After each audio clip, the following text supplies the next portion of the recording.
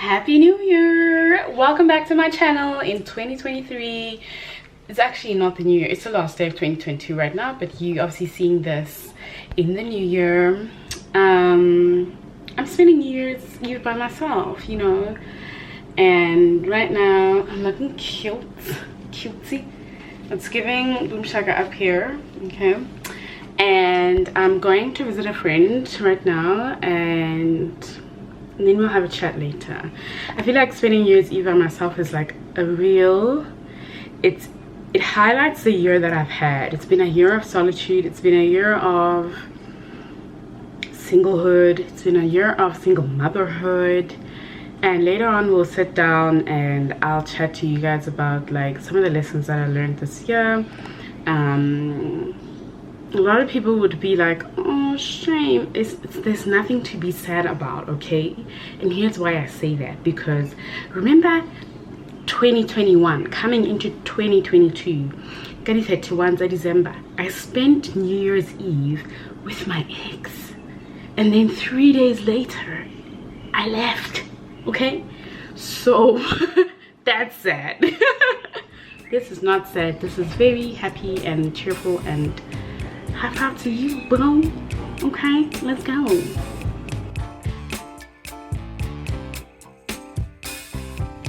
I just got to my friend's place.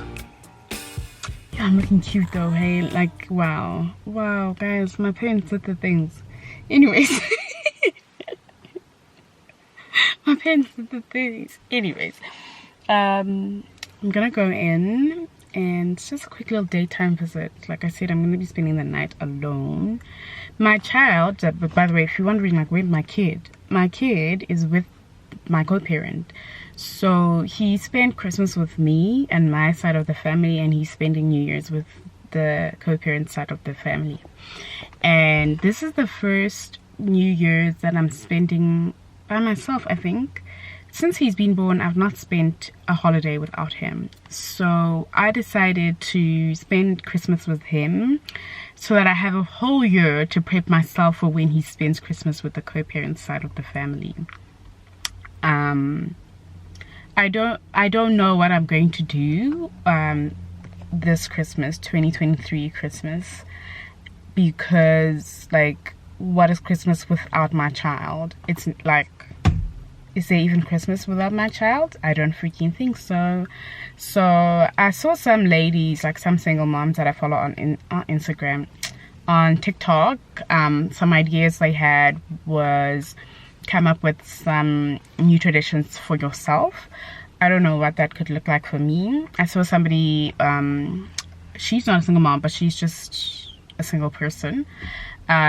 She spent Christmas, she went to Cape Town, she listened to Oberg, she went to Cape Town. I was thinking, I don't want to spend Christmas in Cape Town if I'm alone. If I was like with my family, that'd be great, but I do have to think about like new traditions for myself for the times that my child is with the co-parent. So when it's the year that I'm spending New Year's by myself, like this year, it's really just going to be a self-love type of day. I haven't done any like final end of year journaling, and I saw some really great journal prompts from Morgan Harper Nichols on Instagram. So I'm gonna go back. I saved the post. I'm gonna go back and journal my thoughts about the end of the year, and like I said, I'm going to tell you guys about some of the lessons that I learned throughout the year of 2022. So yeah, let's go inside.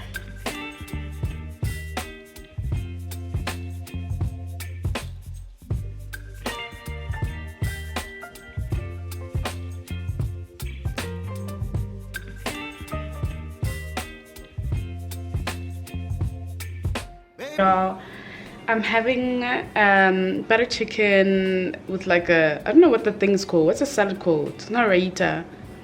Similar, but it's like takuya palette, you know, because I'm having spicy food. I ordered a mild one because your girl cannot handle hot food. I'm currently watching Meghan and Harry. I'm actually going to sit up upstairs and watch from the big screen. Yours is good.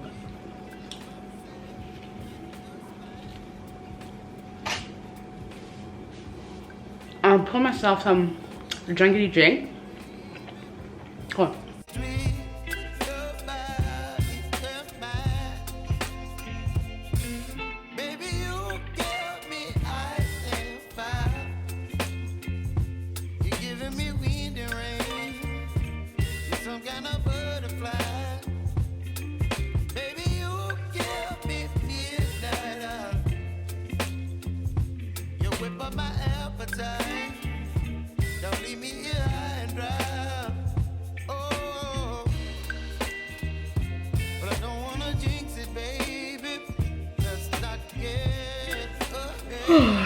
I'm still awake.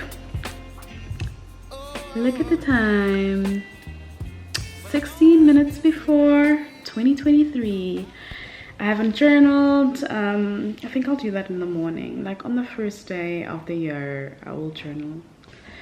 Who am I kidding? I probably won't, but like it doesn't matter. Doesn't. No, it matters, it matters. I just finished watching the Harry and Meghan documentary, and I just feel like so touched and like so, what's the word that I'm looking for, like comforted. I feel fuzzy and warm on the inside, and very little things, very few things can make me feel fuzzy and warm on the inside. And just looking at the way that Meghan looks at Harry and Harry looks at Meghan makes me believe, you know what, girl, you will find your person.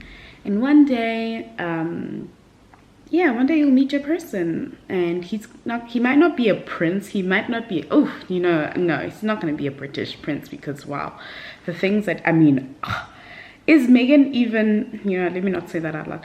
Meghan is a black woman. She's mixed race. To me, she is biracial, okay? And she is quite white passing in my opinion. I'm fully black, okay? I don't have any white blood in me, none. Both parents are black, blackity black. So imagine I married a British prince. What would the royal family say about me then? Because they had so much to say about Meghan and Archie's skin tone.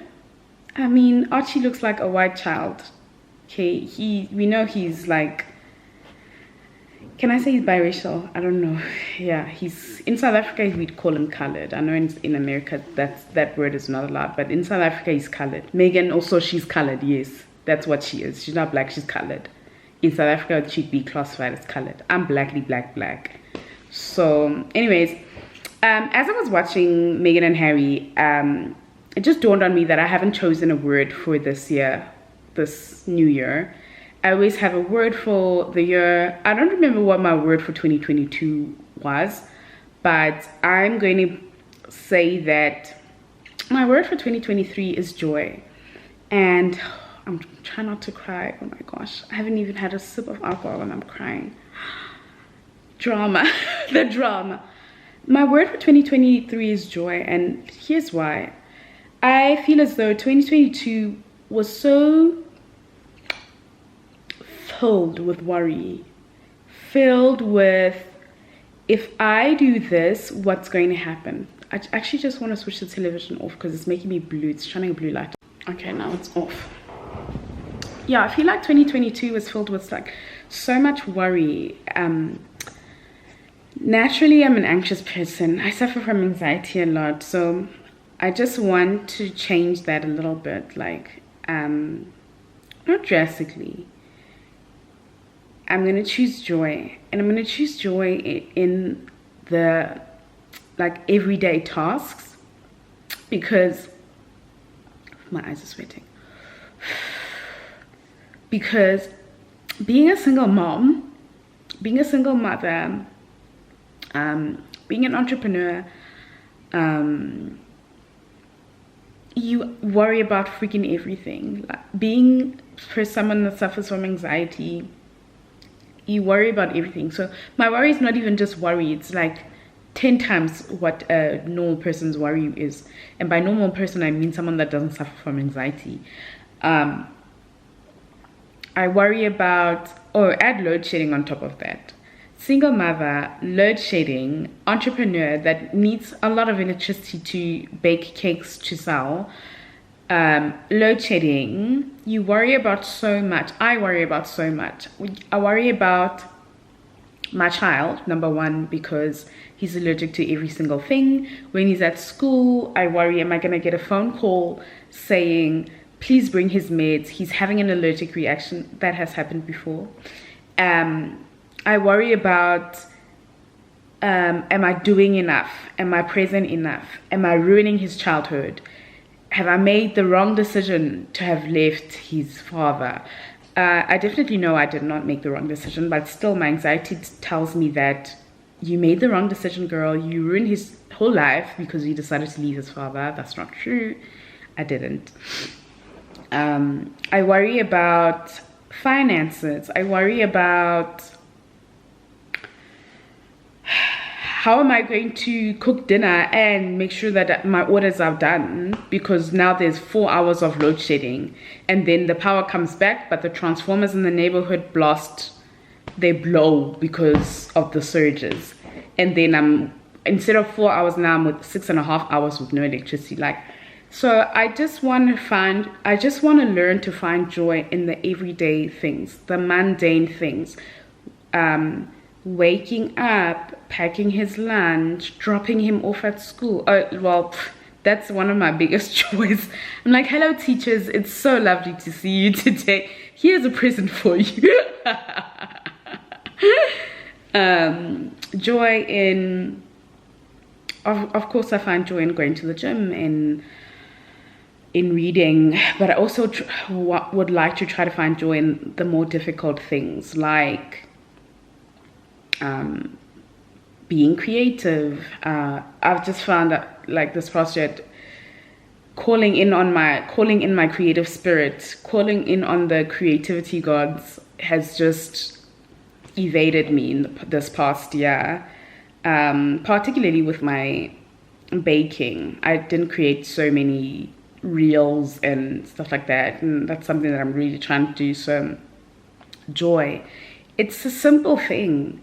And I think joy for me is different to happiness, because happiness is fleeting, you know. I get happy when, I was going to say somebody buys me a chocolate. Don't fucking buy me a chocolate. I get happy when, I don't know, I see a rainbow. But things that bring me joy are rainy days. I know that a rainy day doesn't last forever, but like, it's the comfort that I feel. So the comfort that I get from the rainy day is what gives me joy. Things that bring me joy are hugs from my child. Yeah, I don't want to be in a constant state of worry. I don't want to let anxiety win. And I heard somebody say this the one day, that anxiety overestimates the problem and underestimates your ability to deal with it. And I'm trying to, like, you know, tell myself and teach my brain that this problem is not a big problem. And if it is a big problem, if it actually is a big problem, not like my brain is making it out to be a big problem, if it actually is a big problem, I am still capable of dealing with it. I don't have to deal with the problem in its entirety at once, but I can manage it in small bits. So yeah, what is the time? I will sit down and tell you guys about 7 minutes until the new year. I will sit down and tell you guys about all the lessons that I learned in 2022 in the morning, and then I shall edit and upload this very short vlog. Okay. There's literally 1 minute left till 2023. Yes.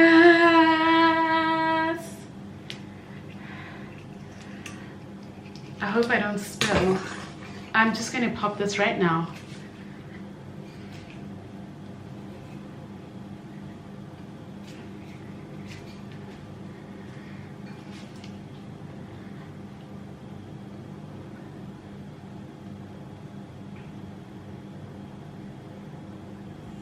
Happy New Year!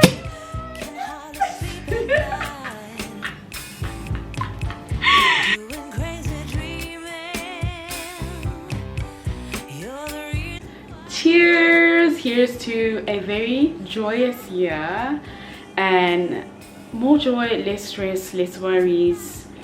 Cheers. Oh yes, yes, there's nothing like a mimosa. Oh my gosh.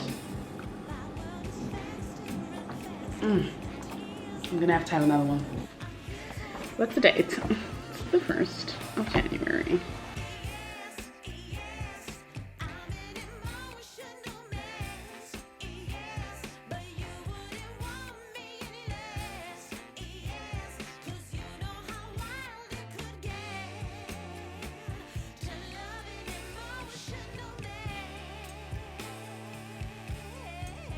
I'm sitting in front of my favorite spot, the bookshelf, and I'm going to be telling you guys about lessons that I learned from 2022. It's the first day of 2023 today, and I drove all the way to church to find that there's no church service because I didn't go to the New Year's Eve service. Story for another day. Lesson number 1 from 2022 is that my mental health is the most important thing that I possess.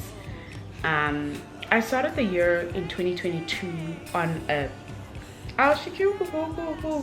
downward spiral, right? And it hadn't been long since I'd started taking meds. It hadn't been long since I was really honest about like where I was at in terms of my mental health. And yeah, I just realized that I'm unsubscribing to the drama that is going to deteriorate my mental health. I don't care what it is. I don't care what anybody's thoughts about that is. I don't care if people think, oh, you're too sensitive. I'm sorry that I feel things deeply and that you feel things at a surface level. I am very sensitive. I am actually a highly sensitive person. So if you think I'm being over the top or too sensitive, I really don't care. I don't care. I will do anything and everything to preserve my mental health. Another thing that I won't be doing in 2023 is risking my mental health for somebody else's son. Okay, that is so 2020. We're not doing that anymore in 2023 and moving onwards. The second lesson from 2022 I learned is that I actually learned this from TikTok. Okay, we're not just there for shits and giggles. Some people are telling us straight facts, things that are helpful. If I exist, they exist too. And by this I mean that, so I exist, right? I'm beautiful. I got a banging body. I read very like a lot. I'm well traveled. I speak more than 2 languages. I actually speak 4. Sesotho being my first language, English, French, and now German. The next language I want to learn is Spanish. I go to therapy. I'm self-aware. I journal. I'm well educated. I'm smart. I go to the gym. So like all of these things that I do for myself, and I live this beautiful, very colorful, full life. I have been struggling to find in a partner, a life partner, and it was to the point that I was just like, well, I'm probably going to be alone forever. I kissed 2 frogs in 2022 and they made me just feel like, what the heck? Both of them bamboozled me. Okay, both of them, I'm gonna do another video on this. It's gonna be a makeup tutorial. But both of them bamboozled me. Both of them left me feeling like, what is going on? Like, what is wrong with these men? I'm just gonna sit this one out. I'm never gonna date again, blah blah blah. But then I realized that if I exist as this well-traveled, well-spoken, knows multiple languages, reads a lot, well-educated, self-aware, goes to therapy, journal, if I exist, that person that is similar to me and has similar values, they value stability, financial stability, they value travel, self-respect, honesty, integrity, that person exists too. So it's difficult to remember that they exist there too. They are looking for me just as much as I'm looking for them too. when I have to kiss all these frogs in order to get to them. Yeah, I will tell you guys more details about my dating life in another video, about how I ghosted this man. Lesson number 3, when somebody shows you who they are, believe them the first time. Oprah said, why do you want, I can literally just see her face, why do you want somebody to tell you for the 29th time who they are? I used to be this person. I was willing to give people a second and a third and a fourth and a 25th chance. But in 2022, I actually just learned that I will give people 2 chances, okay? I'm not, and let me tell you why I don't just cancel people after they do me wrong the first time. So if you do me wrong, and I'm talking about romantic partners now, if you do me wrong, I will say to you that I don't like this. And this is what I need instead of what you gave me. This is what I need so that we can work out. And then I sit back and see if this person can meet me where I've asked them to meet me. If they cannot, and if they are not willing to, I'm gone. I exit without saying anything. This is how I ghosted that guy. Without saying anything, because we are adults. I'm not out here dating 17-year-olds because 1, that's illegal. 2, what do I have in common with a 17-year-old man? Boy, okay? I have nothing in common with them.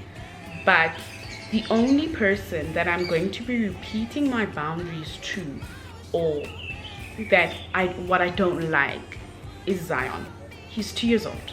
Okay, he's turning 3 in 2023, and I will repeat it to him multiple times over because his brain is not fully formed and likes to push boundaries, likes to test the waters, doesn't understand boundaries. He has no concept of what a boundary is.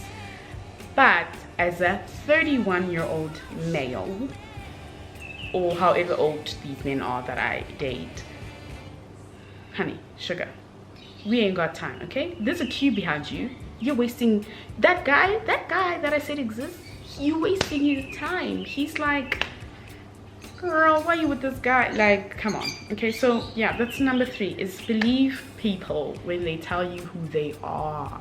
You're not seeing things. Stop gaslighting yourself about what it is you're seeing. Stop making excuses for them. Just believe them and graciously bow out. Lesson number 4 is you cannot fix anybody. I think this is a lesson that I learned all of 2021 into the beginning of 2022, when I realized that in my codependent nature, I was trying to fix my ex. I was trying to fix him and mold him into what I wanted him to be. Who did I think I was? Jesus? Jesus is the only one that can save people and fix people, okay? Don't be Bob the Builder. You are not out here to build a man, okay? Just realize that, and I think that trying to fix somebody comes from a lack mentality. You see that this person is not giving you what you need and what you want, and yet you stay with them because you think, I would rather have crumbs than have nothing. I would rather have BS than be alone. Codependency 101. I would rather, if I leave this person, I'm not gonna find somebody else. Baby, how many billions of people are there out there in the world? Also, we don't have to date the men that are within these borders. How nice. We don't. Have y'all seen 90 Days to Wed? Okay, there's a train wreck. But still, you've seen the stories of, oh, I met him on Tinder and we were talking for 3 months and then we met each other at the airport. Believe that that can be your story. I'm talking to myself here too, okay? I have to start believing that that can be my story. That can be my fairy tale. That I met this guy on Bumble and he was not a local, because I'm not trying to date these local boys. Bye. Boy, bye. Lesson number 5 is loving somebody's potential is very self-important, and I think this ties back into lesson number 4 about trying to fix people. You cannot love somebody's potential. What? A potential? That's something you fabricated in your head, okay? I'm talking to myself here, but I'm also talking to you guys, because I know I'm not the only one that's out here loving people's potentials. First of all, that is not love. Second of all, look at what's in front of you. Open your eyes and look at what's in front of you and assess what is in front of you, not what could be. Because what could be could never actually come to fruition. And also, loving somebody is very self-important, because in actual fact, when you are loving somebody's potential, you in love with yourself, bitch. Because the potential that you are thinking that this man has is actually, you are projecting what you know you are capable of onto them. You loving somebody's potential, you're thinking, oh, he's gonna be a great entrepreneur. Has he shown any entrepreneurial skills? No. He's shown that he's happy earning a salary at a 9-to-5 job, and there's nothing wrong with that. If that's the person you want to be with, if you want to be with a nigga that gets ding notifications from FNB 12 times a year, that's fine. But if you want to be with a nigga that is getting ding notifications 24 times a year because he's got 2 income streams, his 9-to-5 and his side hustle, good for you. But I was there projecting that this nigga's gonna be an entrepreneur because that's my nature. I'm there projecting that we're gonna run X, Y, and Z businesses and have a holding company because that is my nature. I'm not here being in love with myself. So you know what I said? I said, juices, I'm out. I'd rather just date myself because I'm out here projecting my potential onto you. Potential you've never shown that you are even capable of. So narcissism is on a spectrum, right? That somewhere on that spectrum, loving somebody's potential is a narcissistic trait. I'm not saying that you're a narcissist for loving somebody's potential. I know that word gets thrown out a lot these days. Narcissism is on a spectrum, and we all fall somewhere on that spectrum. Some people are on the higher end on the spectrum and they have narcissistic personality disorder. Some of us are somewhere there, loving people's potential and being self-important and narcissistic. 2022's lesson number 6. The gym and therapy are non-negotiable. And hear me out. I literally got like people yelling at me the one time I was at a lunch and I was saying this, and people were like, listen, Linda, the gym. You have to go to the gym. What do you mean? This is making me sad. What do you mean you don't exercise your body? What do you mean? All you do is out here eating and drinking and smoking hookah pipe. What do you mean? You can't. How? As a man, this is important. Let me tell you why going to the gym as a man is very important. And I'm not saying like the establishment. You have to work out. I don't freaking care if you are running out on the streets, if you are doing body weight workouts on your balcony, on your grass. I don't care, but you have to train, okay? And here's why. If you cannot look after the vessel that transports your soul, how are you gonna look after me as your girlfriend, as your wife? How are you gonna look after children? How? If you don't care about your body, the body you live in, the one that is supposed to make you see 80 years, God willing, how are you gonna look after somebody else that's not you? how you're gonna look after a child that you did not carry. 2, the going to therapy. I know therapy is expensive. I know, okay? I know out here in the streets you can pay 1,000 rand for an hour session. And I'm not just talking about that. There are so many other ways to self-improve, okay? Read some books, follow some therapists online, journal, get your thoughts out onto a piece of paper and look at it like as a map. Where are you headed? Hey? Self-awareness, what about that? What happened to that whole thing? So those are my non-negotiables for me. If you don't, I mean, I go to therapy once a month.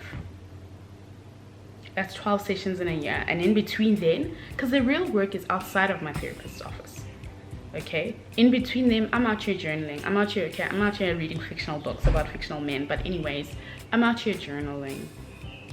I'm out here being very self-aware.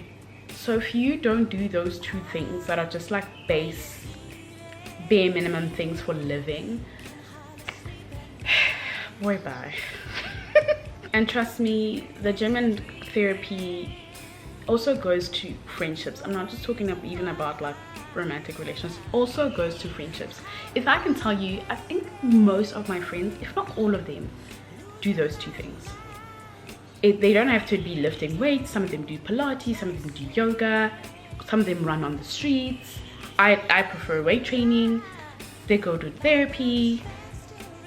They journal. Because the friendships that you form with people that are just so not invested in themselves, they're very surface level. They're very superficial. All we do is gossip about people. I'm tired of that. That's so 2010. Okay? That's not even 2010. That's so 2008. So, please.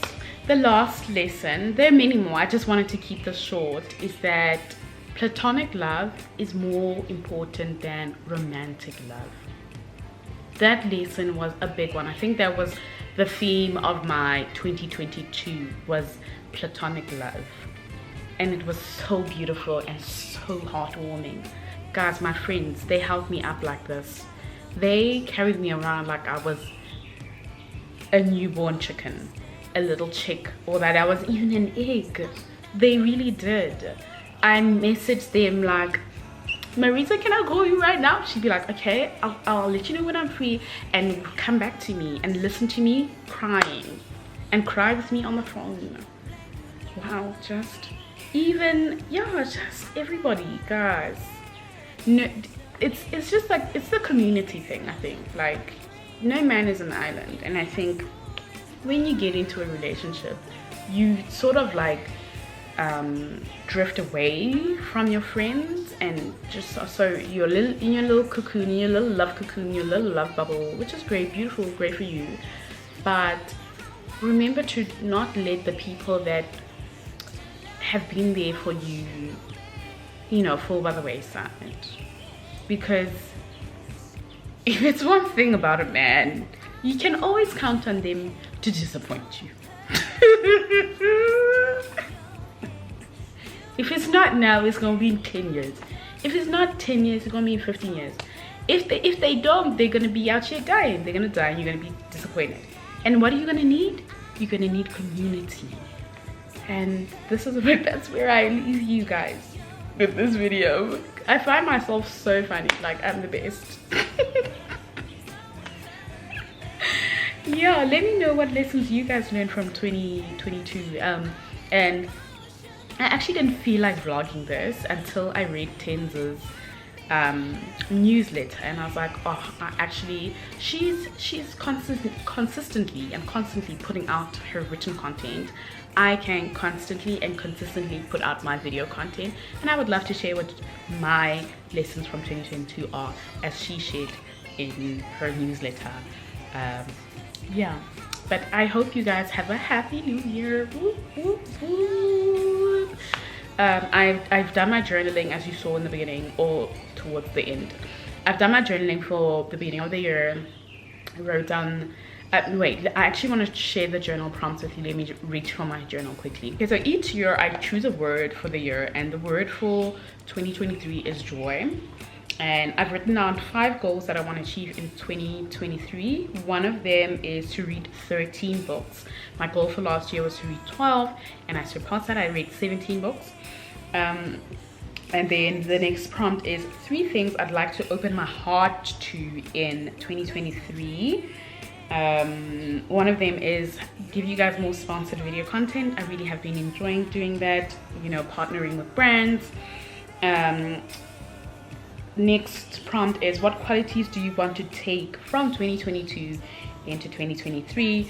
My one response was my consistency with reading. And then the last prompt that I wrote down is 3 things I would like to try in 2023. One of them is meal prepping for Zion and I. So I want to just stock the freezer.